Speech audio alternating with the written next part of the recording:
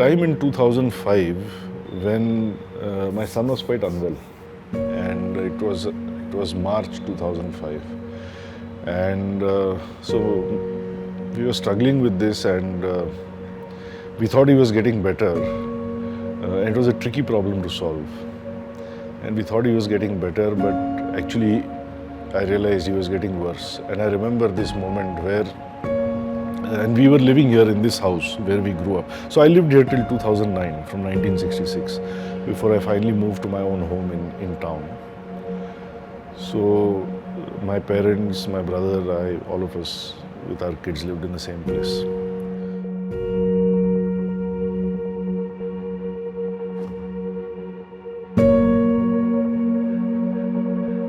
So I remember that at that time,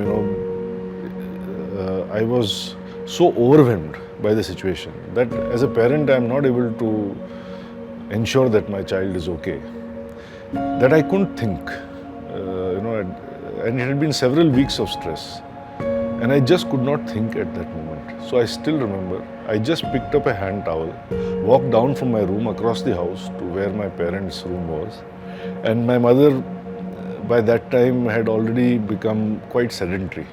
So she used to sit on her bed and used to keep looking out and stuff like that. So my father was sitting in his chair, she was sitting on the bed, and all I wanted to do was just go and lie in her lap. That's it. And that's what I did. And I, at least for 5-10 minutes, I cried and cried and cried and cried and cried. And then I was totally fine. And it was like a reset button. My mind was clear, my heart was light, I knew what had to be done. And soon my son was okay. So I think, like they say, the universe doesn't speak English, it speaks frequency. So I think, and that is what homeopathy and yoga are based on. It is based on the language of frequency. So I think when people criticize homeopathy for placebo effect, I always tell them that a mother's touch is also placebo only. There is no physical, chemical remedy in it, but it has tremendous power. So this I remember, and because I related to homeopathy and yoga that I'm very fond of, so I think that's why it stays with me. But it's a comforting thought, it's not something I want to get rid of. It's a good feeling. And I'm talking about 2005, so I was not very young, I was 40 then. Imagine a 40-year-old man going and lying down in mother's lap. It's quite crazy actually, but anyway, that's what happened.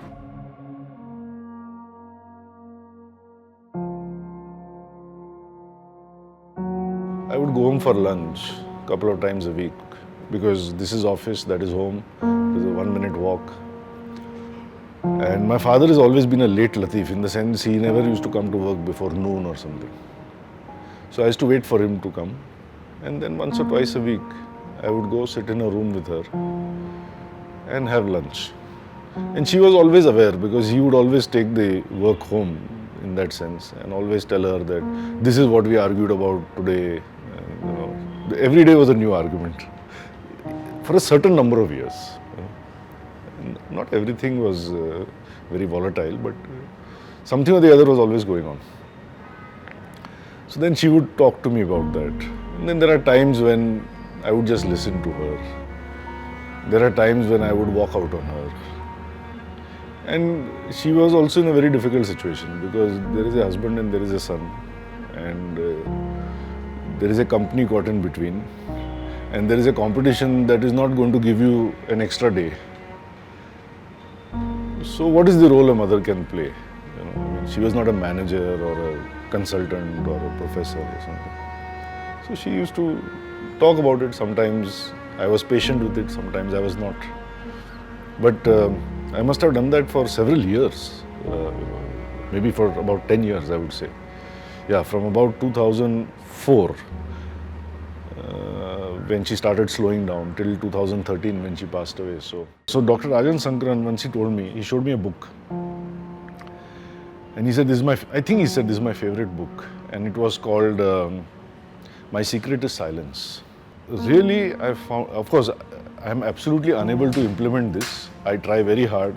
I try at work, I try at home, I try with family, I try with friends, I try with myself. But to be silent is very, very hard, as we know. And it is not for nothing that people like Gandhiji used to be silent for periods of time.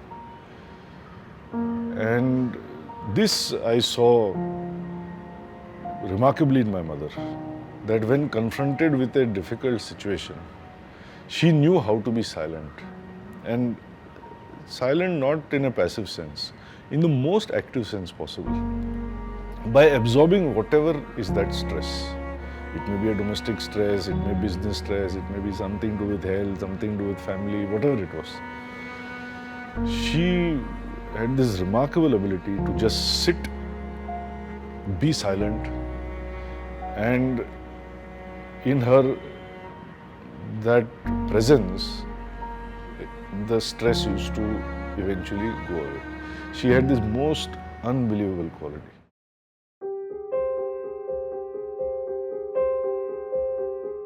Silence is not, I think, the end point, but unless you start with silence, you're able to be quiet, you're able to still the mind. How will you observe anything? How will you understand anything? We are all reacting, as Dr. Rajan is always telling me. I mean, he doesn't say for God's sake, but I think he means it. That don't react, respond. What is the difference between reacting and responding? It is the ability to take a pause, take a few breaths, be silent, maybe even for a day, on that topic. Not that you should not talk for a day. Be quiet. And then what you will observe, understand, and what your response will be, I have seen with myself, it's totally different. I mean, I saw a wonderful video that my good friend, very close friend, like family, Abhinav Bindra, recommended to me on meditation. It is by Rupert Spira, and I think it's a 54-minute video which is called something like "Nothing Can Give Us Happiness." And it's very interesting because, and you know, it's all about the silence only, in the sense that what he says in that, what I remember now, he says fundamentally, happiness is a constant. He says as a child, if you get a toy, you are happy. When you grow up, you buy a house, you are happy. So that is a toy, this is a house. But his contention is that what you experience as happiness, that is the same. He says when you get 100 on 100 or you get a promotion, that happiness which you are experiencing is actually the same. So that is the first thing. That this happiness is a constant, it doesn't change. It's not that you are experiencing a qualitatively or quantitatively different happiness now than you were 50 years back. It's not like that. He says secondly, the happiness is like the blue sky. It is always there. Now just because the clouds are there doesn't mean the sky is not there. It is you who are handing over your happiness to the clouds. You have to distinguish between the sky and the weather, is what he is saying. And where this was practically important for me is, and give you the simplest of examples, is in dealing with your domestic stuff. I think half the time we have domestic stuff only so that we can vent on them. And I realized in so many instances that when my staff or my driver or they're talking to me in certain way, doing something certain way, etc., if I just pause, if I let that silence happen, and I first reach inside of me and I say to myself, I am fundamentally a happy person. My state is happiness. Do I let this clutter that state? Do I let this cloud take away from the fact that there is a blue sky behind? If I come from this point of view, my response to the person is completely different. Then if I immediately react to what he says or does not say or does not. So this is the second thing I remember him saying. The third thing I remember him saying is that if you're still not convinced, think about things that make you unhappy. You know? And ask yourself, is the situation really so unbearable? You know, forget about log kya kahenge and all that. You just ask yourself whether that situation, whatever it may be, money, love, health, possession, whatever it is it really so unbearable? So half the problem is solved there. Now he says that even if you feel something is unbearable, it's nothing new he says, but I like the way he said it. He says, ask yourself, is it the situation which is unbearable, or is it your resistance to the situation which is what is unbearable? It is because you are resisting that. And you are not able to at that time say to yourself that this will pass. Let me surrender to it for now. Let me reflect. Let me think.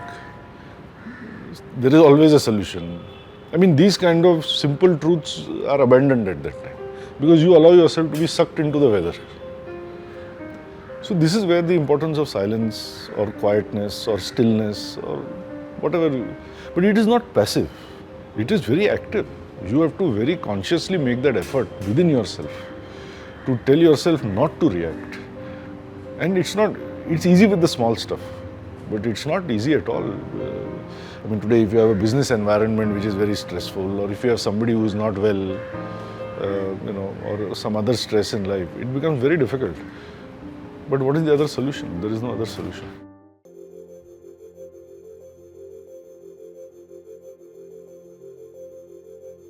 Abhinav used to tell me, I should tell him, yaar, tu kuch bolta hi nahi hai.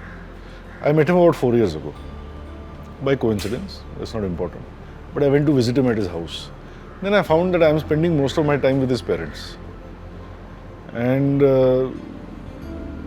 he was of course practicing for Rio at that time. But whenever he's there also, he's silent, he's quiet. And I think now he's about 36 or so. So, great Indian tradition, shadi kab hogi types and all that. So as we got to know each other a little better, so all these kind of conversations used to take place. But he used to tell me, he used to say, whether it's in terms of making friends, going to a party, being social, or having conversations, etc. It's very difficult for me. Because my whole life has been only about being quiet, quiet, quiet and quiet. And if you read his book, that one shot at glory or something, it's about winning the Olympic gold. He's written one book. It's an amazing book. I mean, it's a riveting book. You won't be able to put it down when you read that, And he describes in great detail, and of course he's told me many more stories at his shooting range, what goes into a person being so still that at 10 meters, you are going to shoot something which you and I cannot even see. And you have to shoot the middle of that damn thing. It's, I think, like some 2 millimeters or 3 millimeters, I don't know how much it is. It's like a really tiny dot. I, though with my eyes, can't see it also. And he can see it. And when he opens, I mean, I admire him because I cannot take a motorcycle apart and put it together. Joe can do it. That's why Joe is a great head of R&D.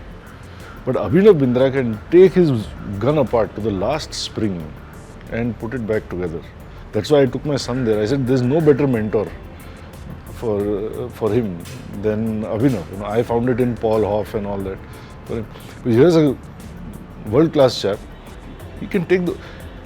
He used to tell us the Chinese pellets are the highest quality. He had done research on that. The pellet is so small. He had magnified them so big, and he used to see the size of the crack on the surface of the pellet, which you can't even feel, And he used to select them like that. This is what goes into being still and shooting the target. This makes the difference between the gold and the silver medal.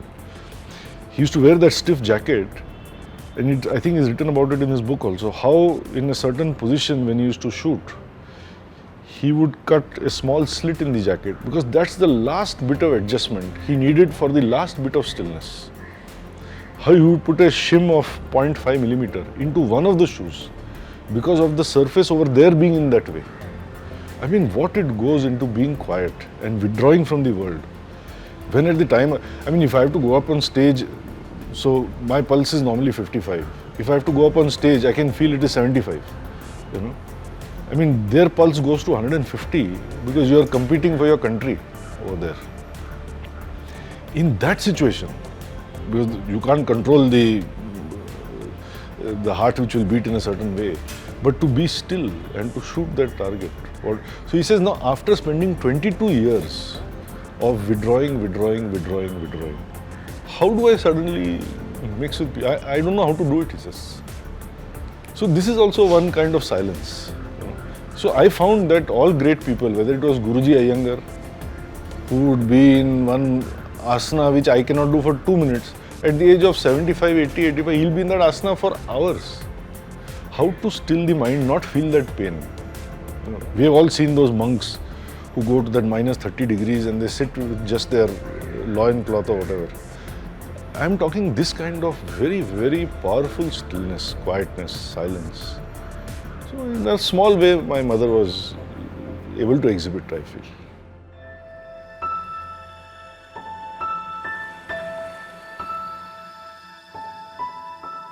So in July 2012, I was doing yoga in Delhi.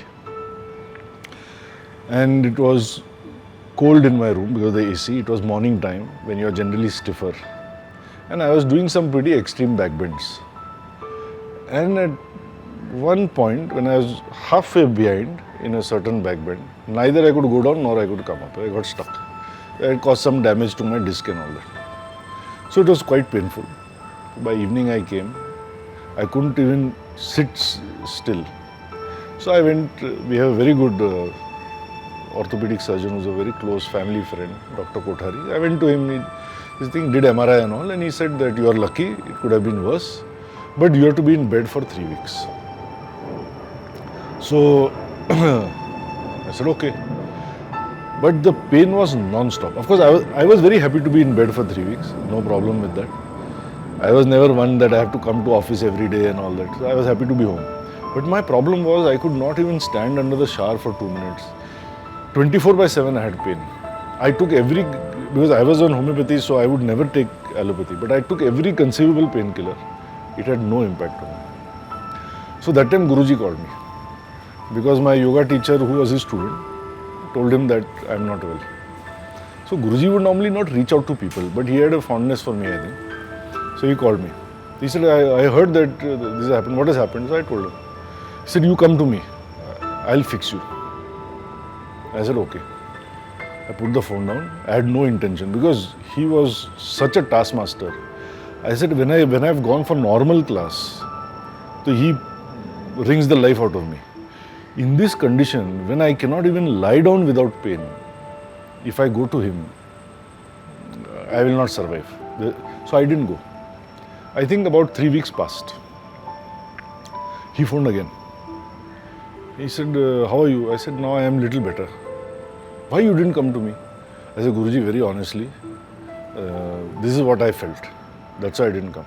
He said, see, you please come to me while the wound is still fresh. I will not be able to help you afterwards. I said, okay. For me to sit in that car and get out of the car itself was a project. Somehow I sat, I went, got out, I walked up that one flight of stairs to his institute. So he was there. So I said, Guruji, please be gentle. I don't know what words I used, but I said that. So Guruji's thing was that he always said, on the mat, I will not spare you. Otherwise, he used to be, that's why I say, he used to be like a mother, Because the minute he saw you, he would give you a big smile. He would roar in laughter. He would slap your back really hard. He was very strong even that time. He was over 90, but he was very strong. He would sit erect. In the library, he was still writing his next book without glasses, at the age of 90. Erect in the library after lunch, when most of us have lunch and we are like all slid in our chair and all that. So his vitality was a different level. So he said to me, see, once you're on the mat, this is the first thing he said, I forget the person and I focus on the pain. So this was a good lesson to me that tomorrow anybody comes to me, for anything, I should forget who's the person.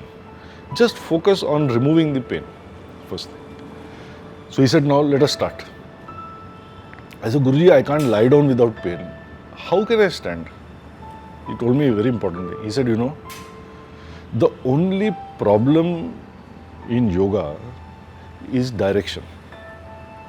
He said, now you come and sit here. He took me near the window because in Iyengar yoga, everything is used as a prop. So that window grill is used as a prop. He told me, this is how you sit. Don't sit the way you are sitting like this. Your tailbone has to be at the back like this. Your spine has to be like this. Your shoulder has to be like this. He said, are you feeling pain now? I said, I am not feeling any pain. He says, now you lift and turn in this fashion. Now you hold the grill like this. Now you twist. I never thought I can twist. I was able to twist. He said, do you have pain? I said, I don't have pain.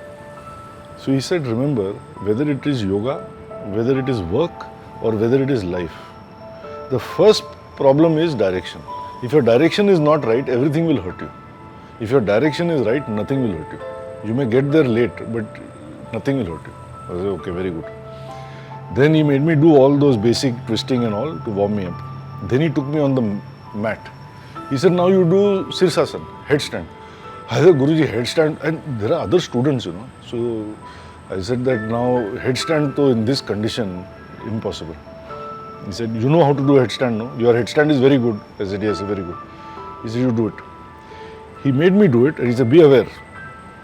The ear, the hip and the ankle has to be perfectly in line when you are upside down.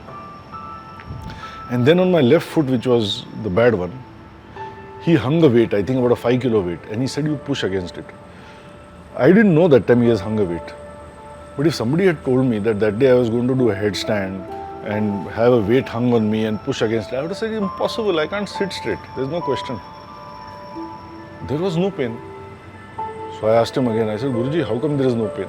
He said, see, the most important thing in yoga, and he told me, it will also be in your work. Once your direction is correct, is alignment. This alignment of ear, hip and ankle, etc. you must ensure.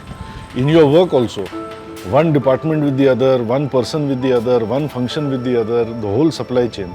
If you are all aligned in the same direction, which is the correct direction, there is no problem. Your problem is when you are doing yoga, you are doing it with ego. You want to show how much you can bend, how much you can twist, how much you can do this. In that you follow wrong direction, wrong alignment, just to impress people who are watching you. That is why you have a problem. So he showed me how to do that. And 2 hours he made me do yoga. Finally put me in a shoulder stand, which was not only not painful, but it was, it felt so good. And he told me, see, this is all that you need to do in the pose is 3 things. First, you take a position. Then you find your center in that position. Whether you are standing with your legs spread, whether you are upside down on your shoulder. The center is a position in which you feel nothing. Again, we are back to silence.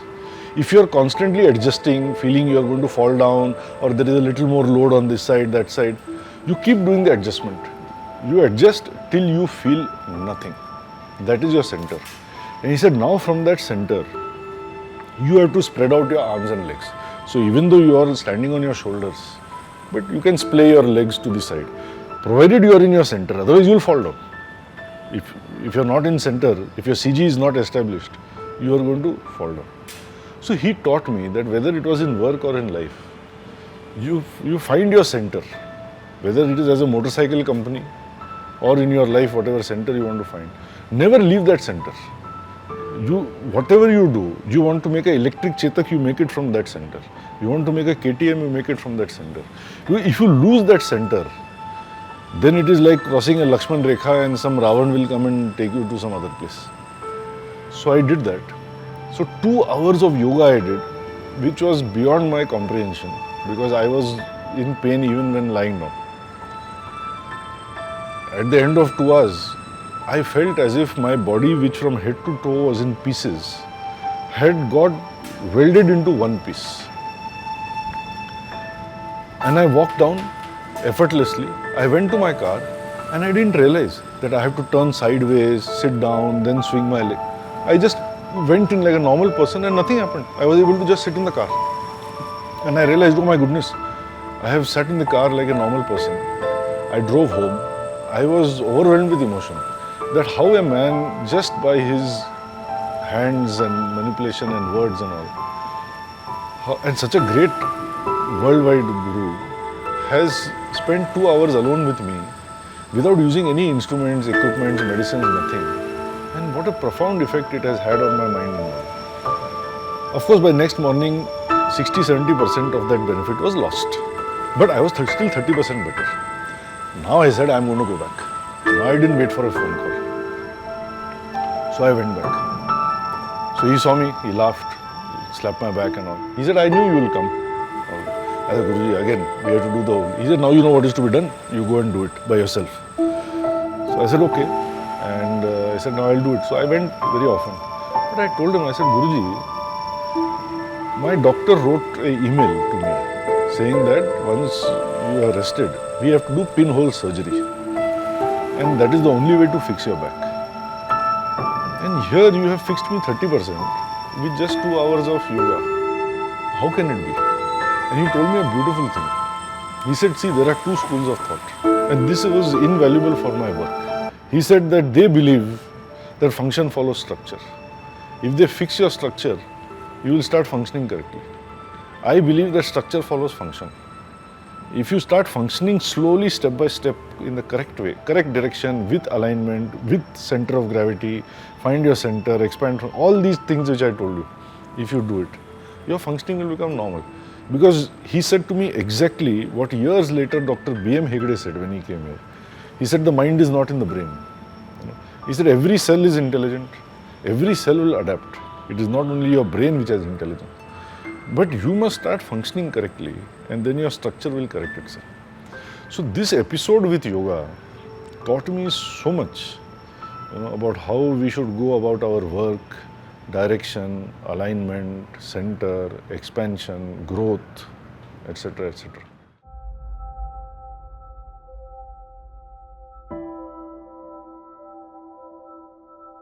But I have come to realize that my ambition is actually to, I don't know is the correct expression, to become nothing. This is my ambition. Because that is the most difficult thing. It comes back to this silence only. Because I read somewhere once, J.D. Krishnamurti has said, the minute the person says, I want to become, then whatever it is, you are no longer free. And it's true, you are no longer free. So I'll tell you in a practical way what I mean. So for me, I just said that all matters of R&D etc. handled by Joe. So my colleague Joe looks after that. My colleague Pradeep looks after all engineering operations and all. All the businesses of marketing, sales etc. Rakesh is there. We have a head of finance, very fine gentleman called Somen. And I have two colleagues which help more on the administration area, I would say. Both are Ravis. So one is Ravi Kumar, who helps me with my business development activities, and Ravi Kiran, who's head of HR. So the example I will illustrate with is this, that I used to observe, see people like Narayan Murthy, my father, Ratan Tata and all, they are more or less same age. My father, Ratan Tata, were in class also together. So since the time they were 50, 55, 60 and all, they used to say that, at 60 we should retire, the young crop should come up and all those kind of things. And some people like Mr. Murthy have retired, I think he has retired. But most others conveniently made it 65, then they made it 70, so on and so forth. So I realized that people don't want to let go actually. They always want to become something more, or they think they can become something more. So this question came to my mind also. I remember I was speaking at the same forum as Sunil Mittal of Bharti, and I think he was about 48 at that time. And he said that I want to retire when I'm 50, and I have made it such that the succession planning is there and all those things. So I used to try to look for the answer to this question, that when will I retire? That I can stop becoming somebody and enjoy my life. So when there is nobody, then I go to Dr. Rajan only. So I told him, Dr. Rajan, now I have a question for you at the end of all my health issues. What? So I told him this whole story. Now please tell me the answer. So Dr. Rajan is like one instant noodle, he knows the answer to everything. He did not take even 1 second. He said, in life, the only thing we need to retire is our ego. That's all. So there is no need to answer this question, when will you retire? In the same way, so whenever anybody asks me, when will you retire? I said, I have to only retire my ego, which I am not at all successful in doing. So I will keep trying to retire my ego. That is all I have to keep doing. As far as work is concerned, I told my colleagues long time back, long time means a few years back, that look, I have been here 30 years. So instinctively, intuitively, I know many things which all of you don't know. Because some of you have been here even longer than me, but you have not had the exposure I had. Some of you have been here only 10 years or 5 years or 2 years, etc. So I have that unfair advantage, let's say. And I have some strength in some areas. But 90% of what you all do, I can't do. So there is no point my coming here every day and sitting on your head. Because if I come, then I have to do something. That means I have to call people, I have to meet them, I have to ask questions, I have to conduct reviews, I have to give instructions, which is all a very waste of time actually. So we work 5 days a week now. I can say that I come to office not more than 2 days a week. And my goal is to make it zero. So when you say, no, what do you want to become? My goal is zero only. Yamaguchi-san taught us, the goal of all TPM is zero. Zero defect, zero breakdown, zero rejection. And in my case, zero need for me in the office. But it doesn't mean that I am retired, huh? Because I get paid a very big salary. So there is no question of retiring and giving up that salary. But am I going to come to work, put my car on the road, contribute to greenhouse emission, cause congestion, make my presence felt, waste people's time just because I am the MD who is supposed to know everything? I am not going to do that either. I sit at home in my garden and I used to watch my grandfather doing this. Maybe my father will say that he has a selective memory, he conveniently picks up what he wants. But my grandfather, I think, was a great entrepreneur. I think if you talk to people, they will tell you. My father is a manager. My grandfather was the entrepreneur who could risk putting money into new things. Like this company was started by him, not by my father.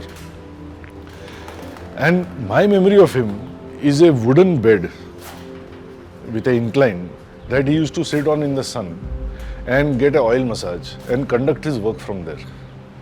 So I also try to do that. Sit in the garden, I sit with my dogs. Today we know that work is not a geography. With your phone you can work from anywhere, whether it's a call, a message, a WhatsApp, email, whatever it is, even on the video, etc. You can do it. So my goal last few years is to intervene the least, to let people do their work. Of course, I have my own way of knowing what is happening, of focusing on priorities and all that. But to do less and less, because I will finish by telling you two very nice quotes which people have told me. So one is this fellow whose name I cannot pronounce, who says, less and less is done until non-action is achieved. When nothing is done, nothing is left undone. In the yoga asana, it is like that only. You have to do, when you perfect your forward bend and you are touching your head to your knees, the struggle has to stop. You have to give in, you have to exhale, you have to be humble, and then only you will touch the head to the knee. Egoistic person can never touch his head to the knees. It is impossible. So you have to do less, less, less till non-action is achieved. When nothing is done, nothing is left undone. Anyway, this is too complicated. But the simple version was told to me by Shah Rukh. We were sitting in his house one day and chatting. And I saw a photograph which looked like a black and white photograph of his father. So of him. So I said, "Arey, who has done this photo of you?" He said, "That is my father." I said, "Oh, it looks exactly like you." He said, "No, that's my father." And he has told many stories about his father at various forums. So he told me also some stories. In that he told me that one of the greatest lessons his father taught him was, जो कुछ नहीं करते, वो कमाल करते हैं. And I never understood it. I thought as usual Mr. Bollywood is being smart, over smart, slapstick and all those things. But then I realized that those who can make it such that the things happen and they themselves look like they are doing nothing. So there was somebody said that the leader is, I don't know what the words were, but the leader is the one whose people say, we did it ourselves. He doesn't stand there and I am holding the flag, I am marching from the front, I am leading. This whole Western egoistic leadership concept, I am leading from the front and setting example, is that it can all be done, but it can be done in a very silent, quiet, still way. So then I understood what he is saying, कि जो कुछ नहीं करते वो कमाल करते हैं.